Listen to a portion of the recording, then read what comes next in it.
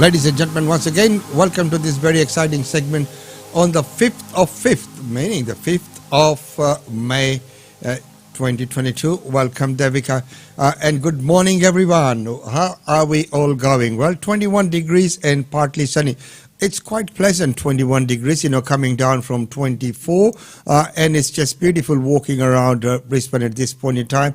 Looking out the window, it's just glorious and sunny today here in Brisbane. Well, today we have for you the 9 a.m. news update together with the Daily India report. So let's get into the news. And well, with those interest rate increases, though our increase is not as high as the increase in US, where they have gone up a complete 0.5%. We will probably look at that later.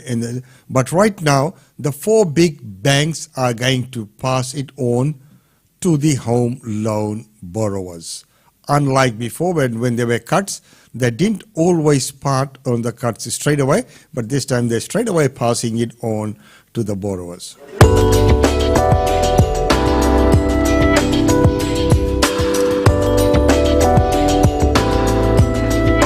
After a tough few years, the flowers are blooming and business is booming. Hello, how are you? Hi.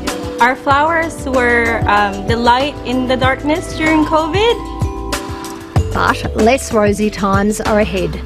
The Reserve Bank has lifted the cash rate for the first time in more than 11 years, leaving less money in the pockets of consumers to spend. We rely on the customers to bring in the money so we could pay for electricity, water, rent to feed ourselves, to put food on the table. All four of the big banks will pass on the interest rate hike in full to home loan borrowers. Existing customers with an average variable rate will see it jump from 2.92% to 3.17%. The main lenders are yet to make a call on business loans. They've also been slow to lift rates for savers, announcing just some accounts will benefit. Deposits are at an all-time high on the back of COVID. In fact, the deposits from households is now totalling $1.26 trillion. But the irony is, the more money we save, the less likely the banks are to offer competitive rates. Employer groups say a hike in lending rates would hit businesses hard. So instead of making that investment, they may choose to close their doors early. And so for the average person, that might mean that a small business owner might get to the point where they're just ready to kind of give up. Barrenjoey expects consumer confidence will also take a big hit. About 30% of consumers or households have a mortgage, and about 60% of those are variable. So Australians are fairly susceptible to rate rises. The big question is, how high will rates go? The nation's biggest lender expects the cash rate to hit 1.6% by February next year. The Reserve Bank says it could climb to 2.5% over time. It's a far cry from the RBA's repeated assurances that it wouldn't rise until 2024. The Reserve Bank did give a clear signal to businesses and homeowners that rates would be lower for longer. It needs to always frame things in terms of uncertainties, and I think in this case they made a big mistake in not doing that. This cafe owner agrees he's about to be hit on several fronts. I've got every loan you can think of, actually. I've got a home loan, business loan, etc. He's got a message for politicians. Just help us. I mean, we had 2 years of pain. We tried to get our head above water, and anything can help, and go for it. Cost of living pressures served up on the eve of a federal election.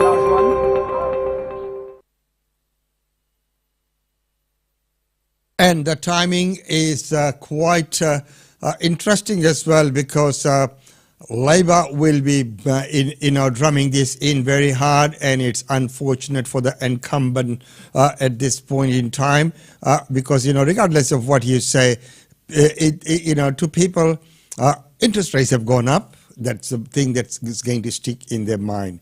Well, at the moment, with the campaign trail and all the things that are happening, independents are gaining ground, which is interesting.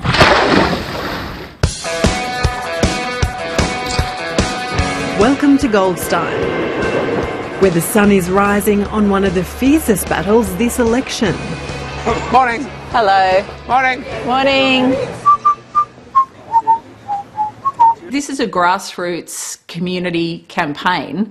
People are so excited about it and more people are joining every day and the community wants something different. Yeah, nice to meet you. See ya.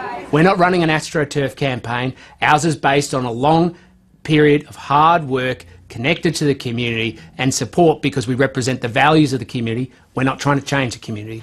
The sitting MP Tim Wilson is facing a well-funded challenge from Zoe Daniel. She's one of those so-called teal independents, and she's a former ABC journalist. We once worked together in the same newsroom. The fact that they've put a lot of effort into campaigning there and spending a lot of money tells you that the seat is in play.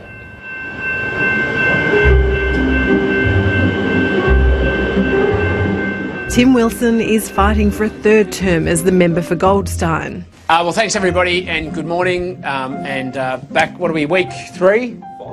4. It's the first time his seat is seriously under threat.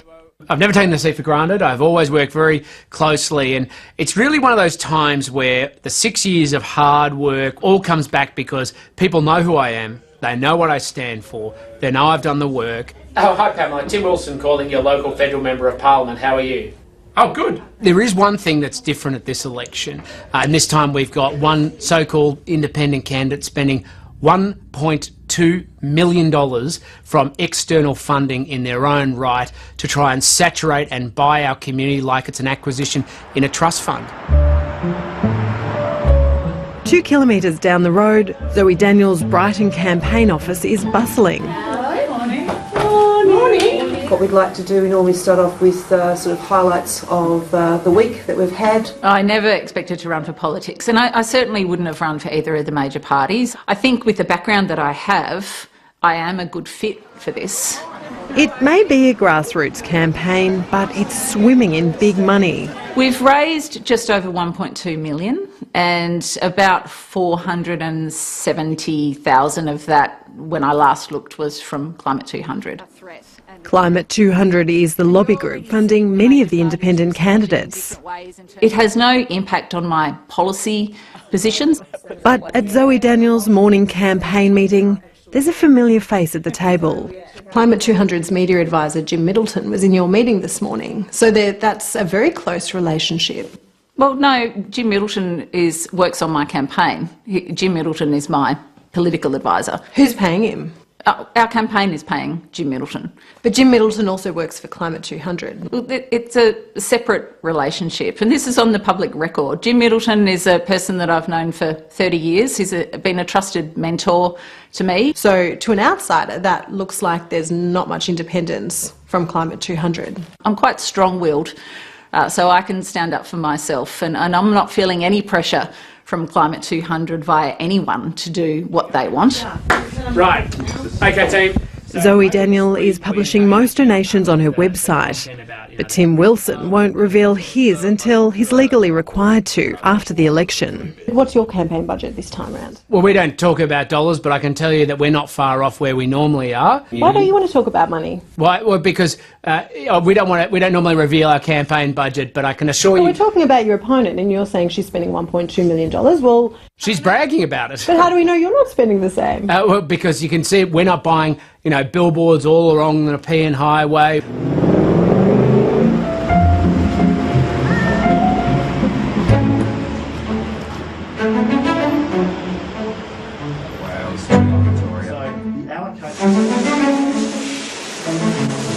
It's all automated. Yeah.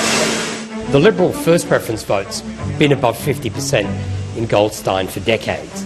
What the independents have to do in a seat like Goldstein is force the Liberal vote under 50%, force it to preferences. And you've got to force it under 45, so an independent who gets, say, 30-35% of the vote can win on preferences. So it's a two-stage process. Individual seat polls aren't always accurate, but one this week had the two candidates neck and neck on the primary vote. The Greens and Labor have preferenced the independents. Labor's also running a candidate here, Martin Abbott, but he's missing in action. Hello, leave a short message and a contact number and I'll call you back soon. He cancelled on 7:30 just hours before filming. Well, we've left a few messages for him now. Hopefully this time he calls us back. The only sign we found of him was this one hanging from his family home. We'll kick things off with Martin Abbott from the Australian Labor Party. But he did attend a climate debate last week.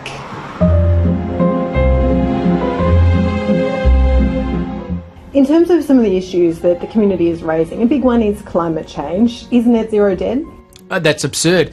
We've given ironclad commitment to net zero by 2050. The best thing that, frankly, the community can do to make sure there's stronger action on climate change is to send me back to Canberra. But how does that get stronger action? That gets the same action. The best thing we can do to cut greenhouse gas emissions is put in place practical steps for delivery. I would like Zoe to tell me what... Zoe Daniels also facing trouble over a letter she co-signed criticising the Israeli government's treatment of journalists. Did Zoe say we're wrong and she realises now? But you're saying essentially the issue here was how the letter was received, not how it was intended. Is that what you're saying? Well, no. I mean, I think you're trying to turn it into a binary thing. I signed the letter for particular reasons. The way the letter was framed was not ideal.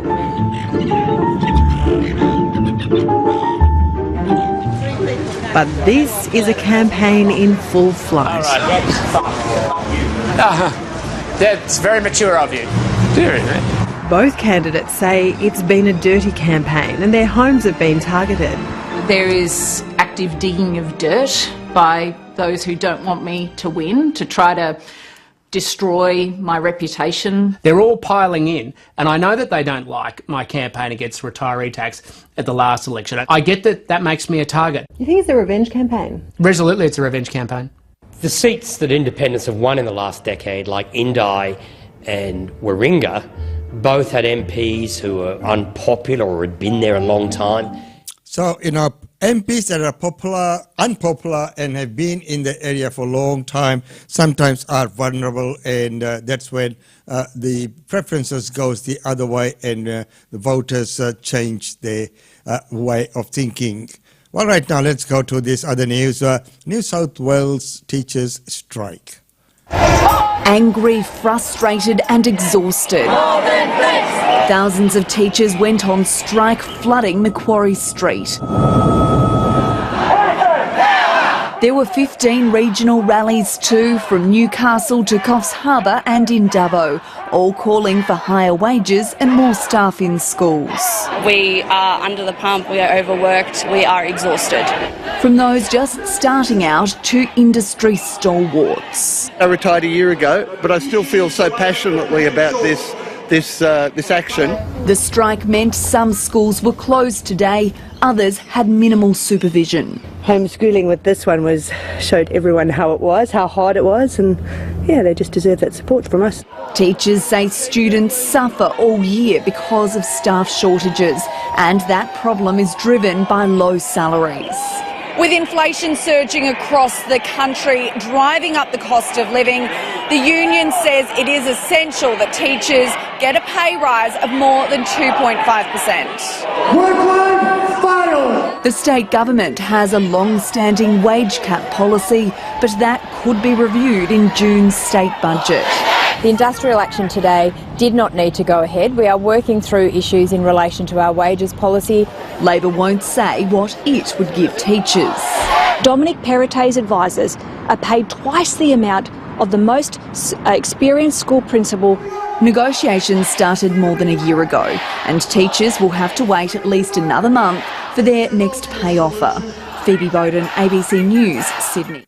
So higher wages, and of course we are looking at the interest rate hike. Inflation is at 5%. So where does it all end? It's always the vicious cycle. Catch 66, as they say, you increase one thing, then the next thing needs to be increased, next thing needs to be increased, next thing needs to be increased. Do we need to increase things in numbers and dollars values? Is there another way of making life easier and more affordable? That's a food for thought.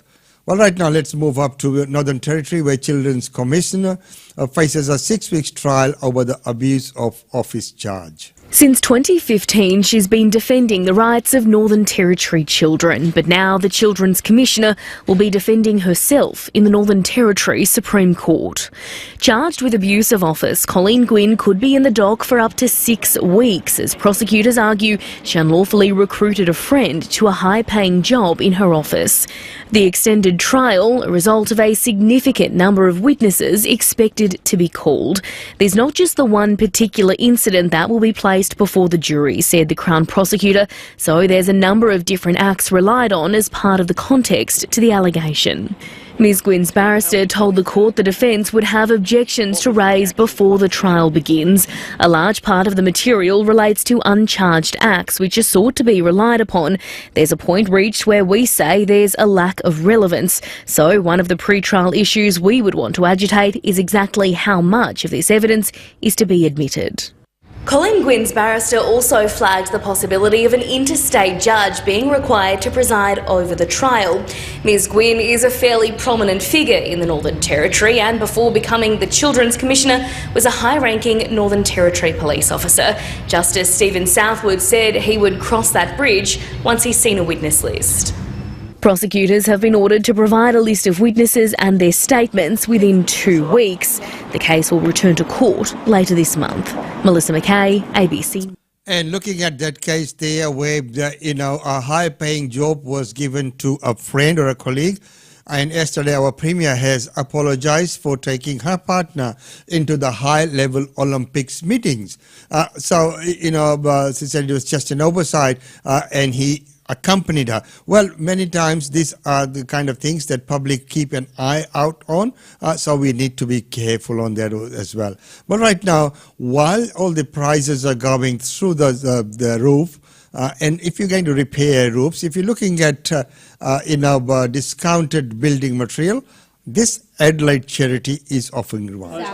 It's an op shop with a difference. Instead of second-hand clothes, this store in Adelaide's northwest is selling discounted building materials, old and new. Visitors can find everything from pavers to plumbing, light fixtures to bathroom fittings and furniture, much of it half the usual retail price. Really surprised at how cheap things have been here, and it just gives you an opportunity to perhaps buy something that you might have to save up for or you wouldn't get otherwise. It's an initiative that's been 15 years in the making for not-for-profit organisation Habitat for Humanity. The money that we raise here is what will go back into our program. So it will go back into the building the homes for the disadvantaged and for apartments. The organisation has so far built more than 40 homes and apartments for South Australians struggling with shelter.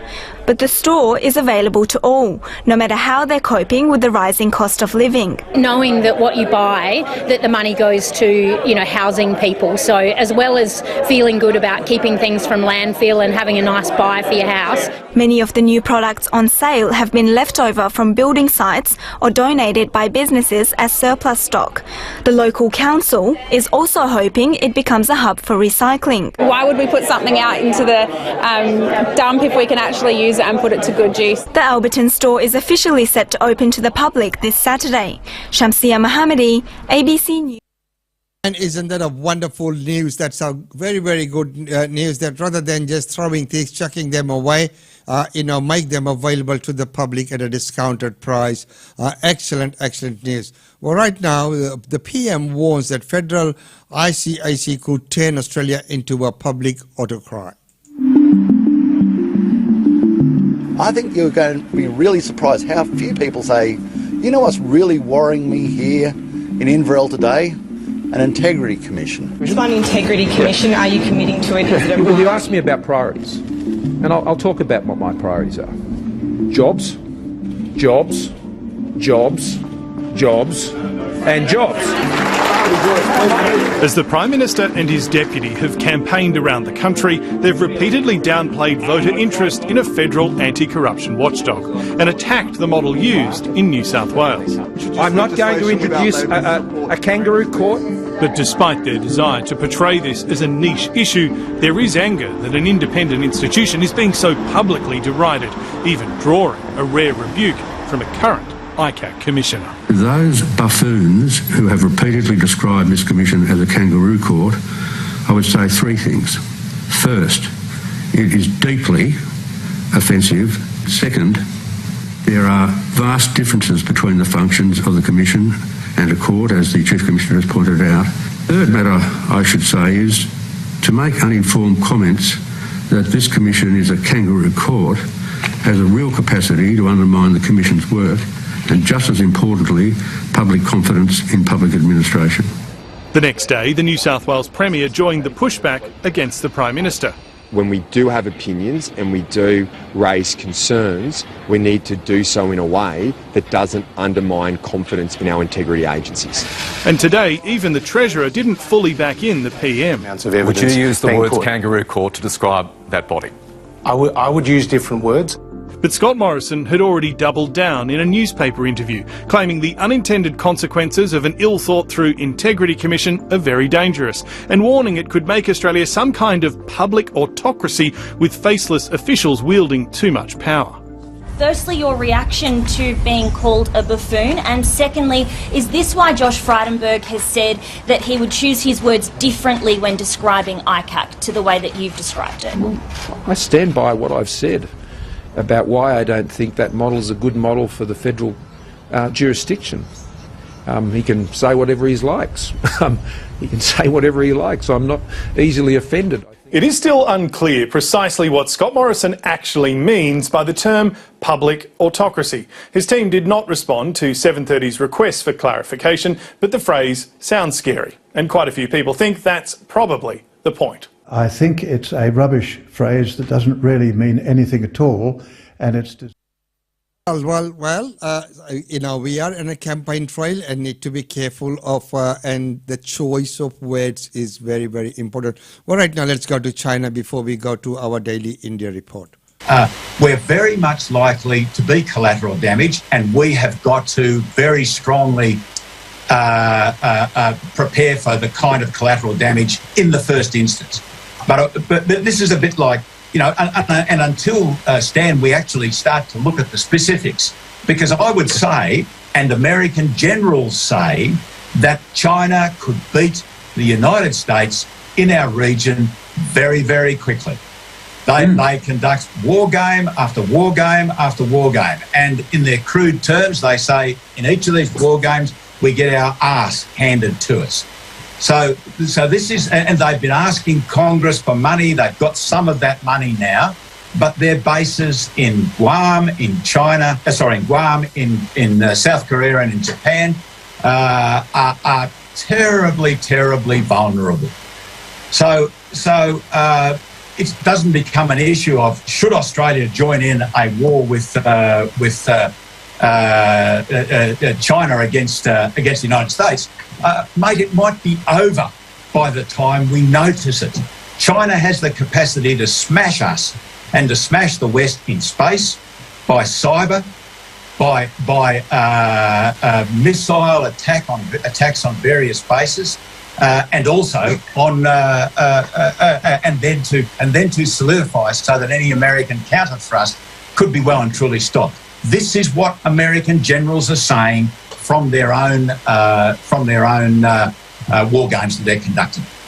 So there you are, up to date on Australian Indian Radio. Right now, it's time to go to our daily India report.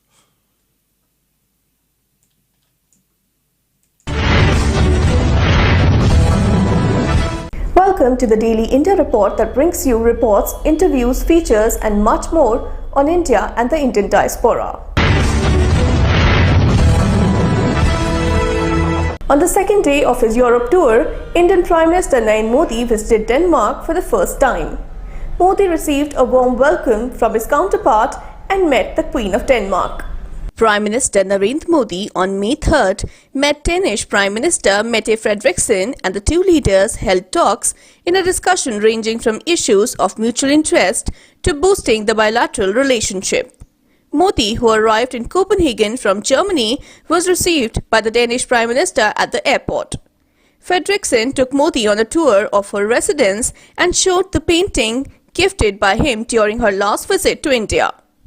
The Queen of Denmark, Margaret II, extended a warm reception to the Prime Minister. Modi facilitated the Queen on the occasion of the Golden Jubilee of her reign. The 82-year-old Queen has been Denmark's reigning monarch since 1972.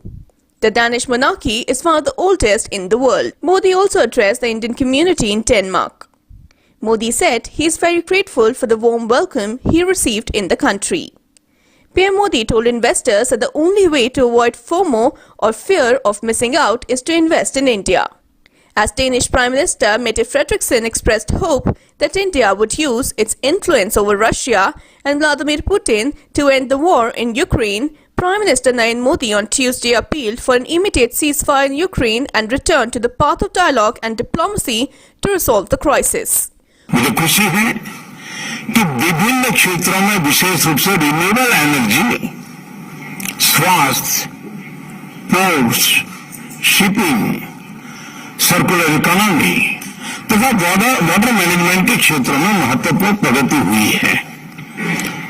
200 से अधिक Danish कंपनियां भारत में विभिन्न क्षेत्रों में काम कर रही हैं, जैसे पवन ऊर्जा, shipping, consultancy, food processing, engineering, ऐसे कई क्षेत्र हैं। इन्हें भारत में बढ़ते ईज ऑफ डूइंग बिजनेस और हमारे व्यापक आर्थिक रिफॉर्म्स का लाभ मिल रहा है। भारत के इंफ्रास्ट्रक्चर सेक्टर और ग्रीन इंडस्ट्रीज में डेनिश कंपनीज और डेनिश पेंशन फंड्स के लिए निवेश के लिए बहुत अवसर है। आज हमने भारत ईयू रिश्तों, इंडो पैसिफिक और यूक्रेन सहित कई क्षेत्रीय तथा वैश्विक मुद्दों पर भी बातचीत की। हम आशा करते हैं कि India EU free trade agreement, उस पर नेगोशिएशंस यथाशीघ्र संपन्न होंगे। On May 3rd, India and Denmark signed 9 agreements during Prime Minister Narendra Modi's visit to European nation. The signing of the agreements was witnessed by Modi and Danish PM Mette Frederiksen in Copenhagen. PM Modi arrived in Copenhagen from Germany, where he held detailed bilateral discussions with German Chancellor Olaf Scholz and co-chaired the India-Germany intergovernmental consultations. India continues to keep a close watch on the COVID-19 cases to prevent the spread and keep the numbers low. India reported 3,205 new coronavirus infections in a day, pushing the number of active cases to 19,509 according to the Union Health Ministry data updated today. The active cases constitute 0.05% of the total infections, the Health Ministry said, adding that country's COVID-19 recovery rate is 98.74%. The daily positivity rate was recorded at 0.98%, while the weekly figure was recorded at 0.76%. An increase of 372 cases has been recorded in the active COVID-19 caseload, which now stands at 19,509. According to the data prepared by the Registrar General of India, as many as 81.2 lakh people died in India in 2020, an increase of 6.2% than 2019, when the country had registered 76.4 lakh deaths. In 2020, when COVID-19 was first reported in the country, 1.48 lakh people lost their lives due to the pandemic, which is substantially lower than 2021, when 3.32 lakh people died due to the disease.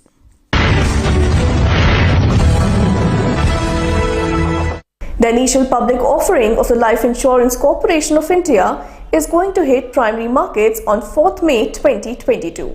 The initial public offering of the insurance behemoth, the Life Insurance Corporation of India, hit primary markets on 4th May 2022. The Government of India has fixed the LIC IPO price band at Rs 902 to Rs 949 per equity share, announcing a 60 rupees discount to the policy holders and a Rs 45 discount to LIC employees applying for the public issue. Of the total offer size, 50% of the net offer will be reserved for qualified institutional buyers, 35% for retail investors, and remaining 15% for non-institutional investors. The public issue will remain open for bidding till 9th May 2022. The Government of India aims to raise 21,008.48 crores from its much-awaited public offer. An applicant will be able to apply in lots, and one LIC IPO lot comprises of 15 LIC shares. One bidder can apply for a minimum of one lot, whereas the maximum lots allowed for a single bidder is 14.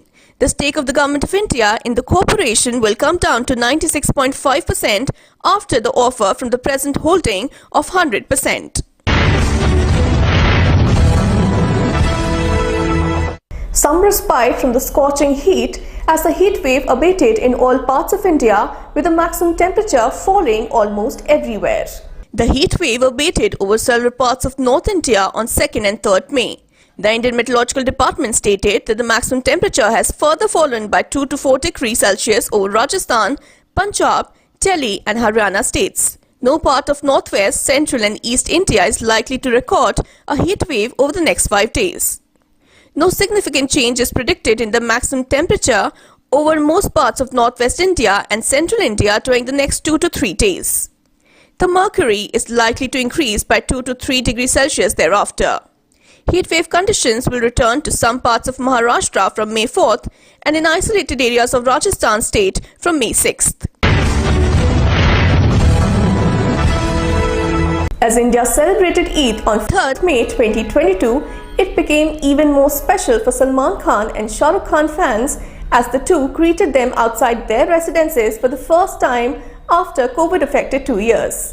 After 2 years, Bollywood superstar Salman Khan greeted his fans outside his Galaxy apartments in Mumbai Metro's Bandra. The actor shared a post on his Instagram handle extending greetings to his followers.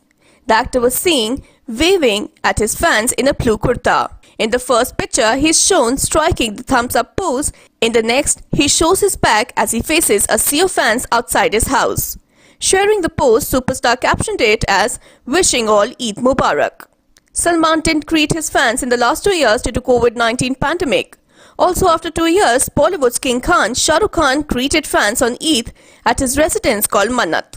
The actor shared pictures. He also gave his signature pose and clicked selfies with the fans. Several pictures and videos of the actor showed him waving, blowing kisses, wishing them on Eid, bowing and folding his hands.